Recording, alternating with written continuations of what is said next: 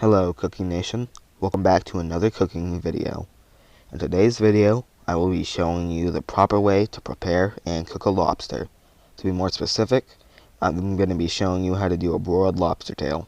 Now, without further ado, I hope you enjoy this video and your meal, and let's get started. Now the very first thing you're going to want to do is get your supplies and ingredients gathered. The things you will need for the recipe I'm going to be showing you all today is lobster tails, salt, pepper, butter, garlic cloves, paprika, thyme, rosemary, and parsley. Once you have all your ingredients gathered, you're going to want to set your oven to broil on 500 degrees so that it can get preheated. Now, you're going to want to grab your lobster tail, take a pair of kitchen shears, and run it down the center of your lobster. Now, you're going to want to loosen the meat and pull it upwards. Add some salt and pepper to the meat of the lobster tail and place it on a baking sheet. However, don't put it into the oven yet. Before you cook your lobster, you're going to want to make a buttered garlic herb. This is a relatively simple process. You're not going to want to get anything too big, so I recommend using a medium-sized bowl.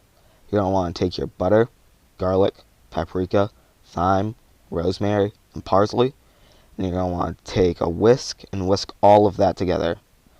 Now before you start cooking your lobster, you're going to want to take a pastry brush, dip it into the butter garlic herb, and then lightly baste all of your lobster tails. Try to do this as evenly as you possibly can, and it should look roughly like the image currently shown on screen. Now once you've done that, your lobster can begin cooking. Put it into the oven for 8 to 10 minutes, however this will vary between your different makes and models.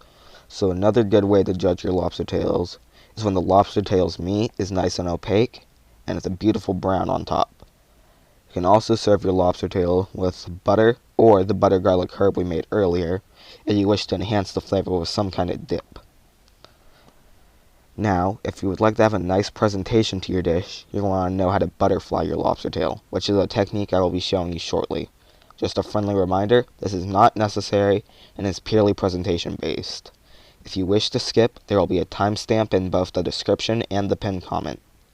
Now, when you butterfly a lobster tail, what you're going to want to do is take a pair of kitchen shears and cut down the middle of the back of your lobster.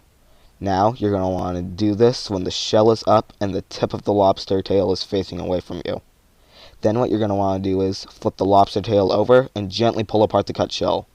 And use your finger and carefully place it under the meat.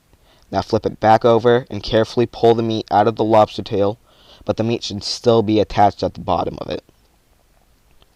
Now, once the meat is out and the shell is on top, you're going to want to take the shell and wrap it around the bottom of the meat.